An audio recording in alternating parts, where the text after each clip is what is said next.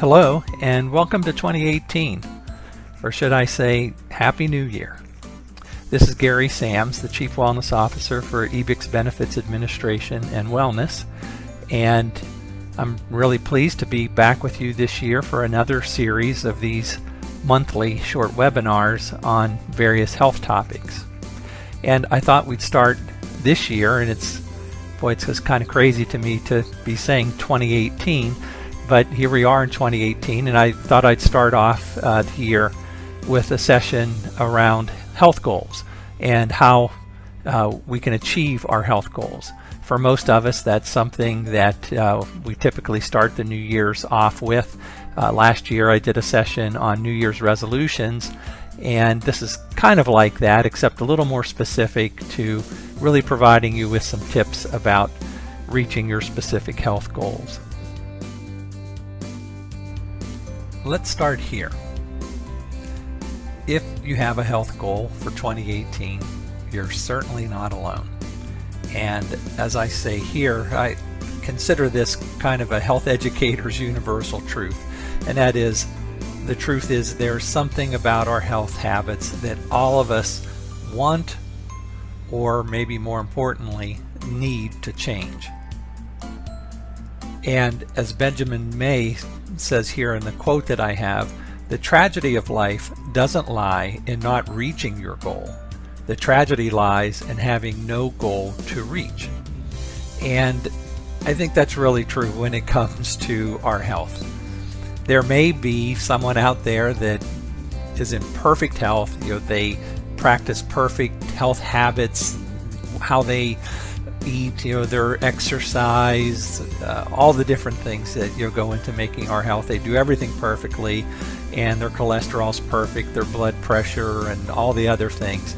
But the truth is, in my 30 years, I've not met them. All of us have something that we want to improve when it comes to our health, or maybe that we don't necessarily want to, as I say here, but that we really need to. So how can we do that? Let's take a look at some ways that we can really be more effective at achieving the health goals that we have.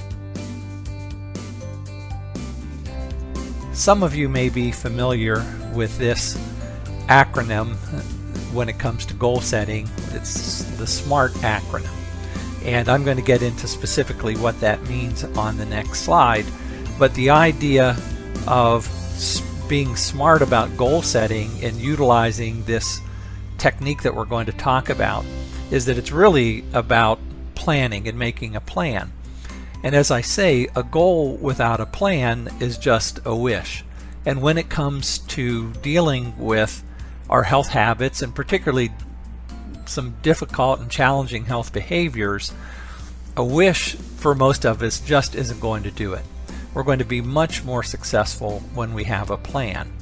And as the young lady in the photograph here on the slide is showing breaking a cigarette, that's a really great example to start with. Many of us that will be listening to this presentation may either themselves be a tobacco user or know someone who's a tobacco user, and routinely when the pollsters look at people that are, for example, smoking cigarettes, if you ask them do they want to quit, 80 or 90% of the people that are currently using tobacco products want to quit. So it's a goal that they have, but they just haven't been able to be successful in reaching it. And a lot of times it's because they don't have a good plan.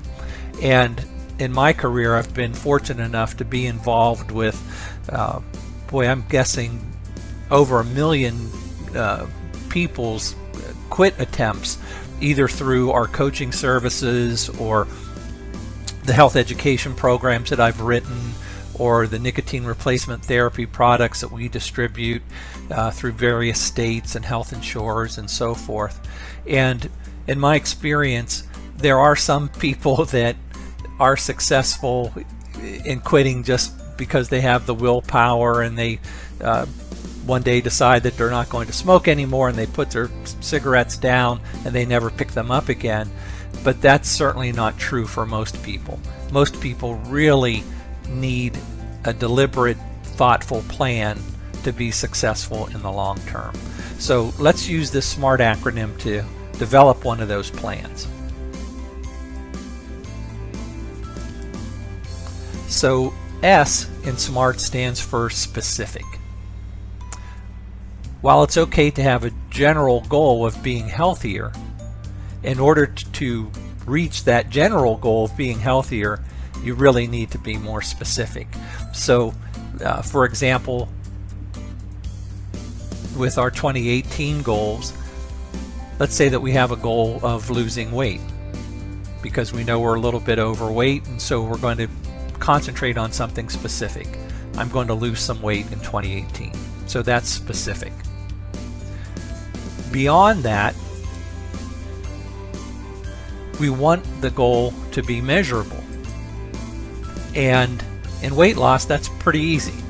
We can get on a scale, and the scale tells us what our weight is in pounds, and so we can measure how successful we are at reaching the goal as we see the pounds drop. The A stands for having a goal that's action-oriented and also attainable. So we've set a specific goal of weight loss. We said that it's going to be measurable and that we're going to get on a scale to monitor our weight control success. To make it action-oriented, let's define that goal a little more completely and say that I'm going to lose 2 pounds in the month of February, let's say. So that's an action-oriented and also an attainable element of the goal. Losing let's say maybe 4 pounds in the month of February. You can definitely have productive weight loss of 2 pounds per week by modifying your nutritional habits, how many calories you're taking in, as well as your activities, your exercise and other things that are focused on caloric expenditure. So it's specific, it's measurable, it's action-oriented and attainable. The R likewise stands for it being realistic. And so our goals need to be realistic in order to achieve them. It's not good just to say I want to lose 10 pounds or 20 pounds in a month. While some people can do that based on their starting point and so forth and other activity, for most of us that's not really realistic. Not to mention whether it's sustainable and healthy or not. So it should be realistic. Finally, for a goal to be successful, it needs to be time-bound. So rather than just putting a general statement out there, writing a general goal, I'm going to lose weight again in 2018. If by the example that I've given, we say I'm going to lose 4 pounds in the month of February, that's making it time-bound. And so that's a good way to kind of summarize this. I'm going to lose 4 pounds of weight in the month of March. It's specific, it's measurable, action-oriented, realistic, and time-bound. So hopefully you'll take that advice and you'll create SMART goals for yourself for 2018 around our health. But in my experience, we also could use a little bit more help with reaching those goals, and so I've put together a few other additional tips for success around reaching our health goals. And the first one is not for us to just rely on willpower in reaching our health goals. And some of us, and we may have friends and family and so forth that have great willpower, and they're the ones that I was kind of mentioning earlier that decide one day that I'm not going to use tobacco products anymore, and they just stop whatever it is that they're doing, and they have the willpower to be successful with that. But for most of us, that's not the case. So rather than relying on willpower, let's think of other ways that we can get beyond just willpower. And one of those is being really discussed a lot these days in health education and health behavior change. There's a researcher at Stanford University, Dr. B.J. Fogg, and he's done a lot of work in looking at human behavior and human health habits. And one of the suggestions that he has is to find something that you're already doing and build on it to form a new habit. And so you take a look at the habits that you have right now, and how can you add to that to work on one of the health goals that you have. And why this works is that he said that the already established habit will trigger the new one and make it easier to adopt because it's tied to something you're already doing anyway. And one of the examples that I've thought of in that regard for my own, tied to kind of my own health goal, is I have a terrible sweet tooth. And so I'm always looking at ways to try to reduce my sugar consumption. And one of the things that I have as a habit is every morning when I get up, I make coffee for my wife and I only have 1 cup a day, and the research has showed that that's not necessarily a bad thing for you. There are actually some health benefits to that. But now, instead of putting a full teaspoon of sugar in, I only put a half of a teaspoon of sugar in. So that's become a habit for me now, only putting a half a teaspoon of sugar in. And eventually I hope to put no sugar in. But right now, baby steps, and that's going to be my next bullet point for you. I put half a teaspoon in. The other habit that I'm trying to get formed and to keep with is eating more fruit in the day. So along with the habit of preparing the coffee, while the coffee is brewing, I immediately go into the fridge and get out fruit for myself and for my wife that I know that we're going to eat for the day that we pack in our lunch. So tying those things together has made it easier to keep that habit going. As I mentioned, baby steps. Well, a big tip that I have is to take 1 step at a time. My grandmother used to have a saying, inch by inch is a cinch, yard by yard is hard. And it was kind of the same notion. Just take it 1 step at a time.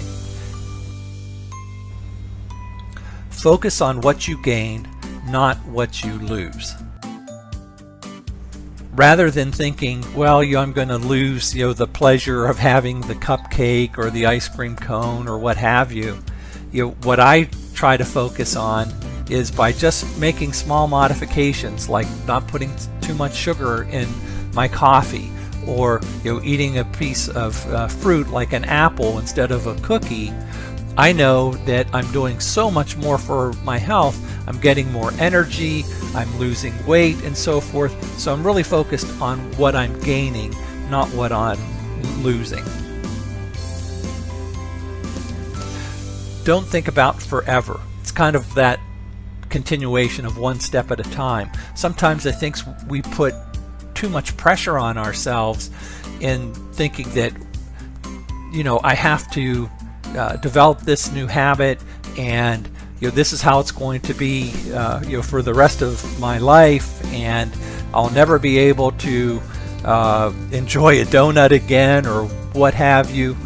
I just don't think that that's necessary, and I don't think it's productive when it comes to reaching our health goals. Rather than thinking about forever, think about today, about tomorrow, about the goal that we have for this week, for this month, and so forth. I think it'll make it a lot easier on you. And finally, this is an important one. Don't forget about your environment. Our environment really has a powerful influence on our health habits and our health behaviors.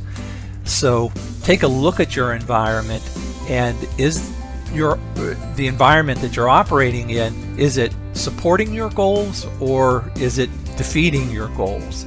I think that's particularly true. The example when it comes to smoking cessation.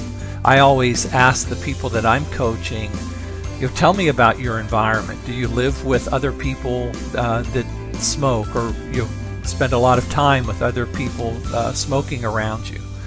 If so, you need to recognize how that's going to impact your ability to be successful quitting. And that's just one little example. Same thing with nutrition.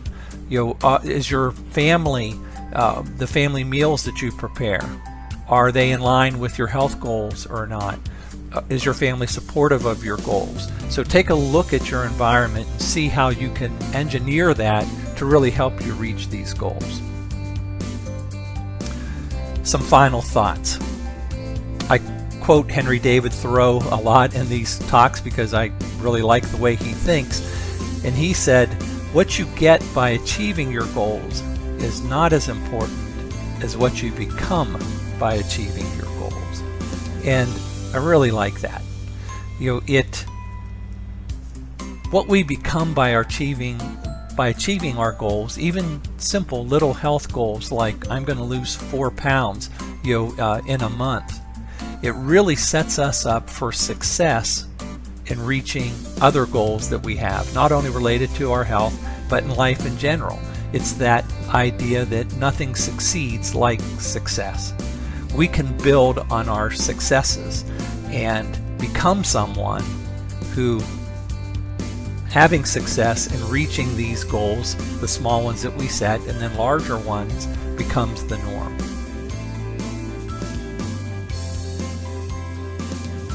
I like this idea that information is not as important as inspiration. So when it comes to our health, most of us have the information that we need. We may know that, for example, tobacco use is not good for us. We know that being sedentary isn't good for us, or eating the wrong foods. So we have the information, but more importantly than that, we also need the inspiration. And the one thing that I'd really like to leave you with, and that I'd like you to think about when it comes to inspiration, is not only finding the inspiration that can help you reach your goals, but recognizing that you have the potential to be inspirational to other people that are trying to reach health goals. So when you have that success in losing the weight or eating better or quitting tobacco products, you become a powerful example for those around you. You really become an inspiration to them. And just having that thought in your head, I think, really helps get through some of the tough times that we all have in regards to our health goals. So be an inspiration. As always, I want to thank you for your time and wish you a happy and healthy new year for 2018. Remember to fill out the little quiz at the end here so that you get credit for your participation, and really look forward to bringing you more of these in the coming year. And if you have ideas of topics that you want covered, please don't hesitate to share those with us as well. Thank you so much.